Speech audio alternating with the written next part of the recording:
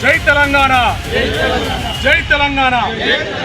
వీరుల మరి స్తూపం దగ్గర నుంచి మా డిమాండ్ కూడా మేము శ్రీ అనుముల రేవంత్ రెడ్డి గారు మెసేజ్ మీకు చేరుతుందని విశ్వసిస్తున్నాను. మీరు మీ మేనిఫెస్టోలో పెట్టిన హామీలను నెరవేర్చకుండా మరి నిరుద్యోగులను మీరు మభ్యపెడుతూ ఈ ప్రభుత్వాన్ని నడిపిస్తున్నారు. కాబట్టి రానున్న రోజుల్లో మీకు ఖచ్చితంగా ఈ నిరుద్యోగులు ఖచ్చితంగా మీకు ఒక గుణపాఠం చెప్తారని మేము ఆశిస్తూ ఉన్నాం.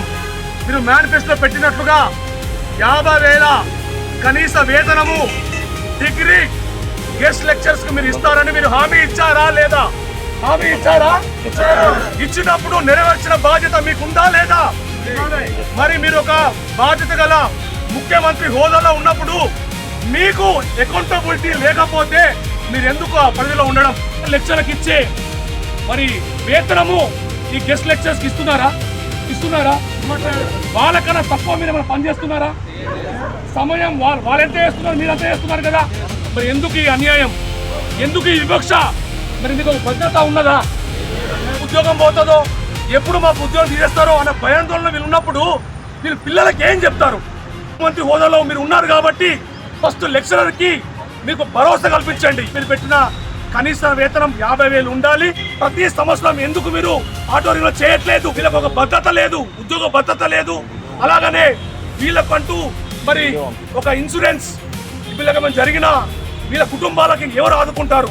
చేసి పీజీలు చేసి ఇంత చదువు కూడా వీళ్ళు కూడా మరి కూలీలాగా పనిచేస్తూ ఉంటే మరి తెలంగాణ రాష్ట్రం ఎక్కడ అభివృద్ధి చెందిందని ఈ సందర్భంగా నేను ప్రశ్నిస్తా ఉన్నాను.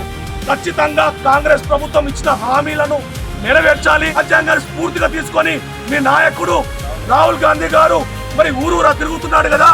హామీలు ఇచ్చినప్పుడు హామీలు ఎందుకు నెరవేర్చారు? నిరుద్యోగులకు మీరు మోసం చేస్తా ఉన్నారు. అక్కడ కేంద్రంలో బీజేపీ ప్రభుత్వము, రాష్ట్రంలో ఈ కాంగ్రెస్ ప్రభుత్వము మరి నిరుద్యోగులను మోసం చేస్తున్నది. మరి చదువుకున్న మేధావులను మోసం చేస్తా ఉన్నది, మైనారిటీలను మోసం చేస్తా ఉన్నది. గెస్ట్ లెక్చరర్లందరూ కూడా దయచేసి మరి పేరున ముఖ్యమంత్రి గారికి అలాగనే మరి ఆర్థిక శాఖ మంత్రి గారికి మా విజ్ఞప్తి, దయచేసి సార్ ప్లీజ్ అర్థం చేసుకోండి. ఎందుకంటే కుటుంబాలు ఆధారపడి ఉన్నాయి, పిల్లలు ఆధారపడి ఉన్నారు, వాళ్ళ చదువులు ఆధారపడి ఉన్నాయి, మెడికల్ ఆధారపడి ఉన్నది. కాబట్టి దయచేసి మా విన్నపాన్ని మీరు ఆలకించి మా గెస్ట్ లెక్చర్స్ కి మీరు న్యాయం చేస్తారని ఆశిస్తూ సెలవు తీసుకుంటూ జై భీమ్, జై తెలంగాణ.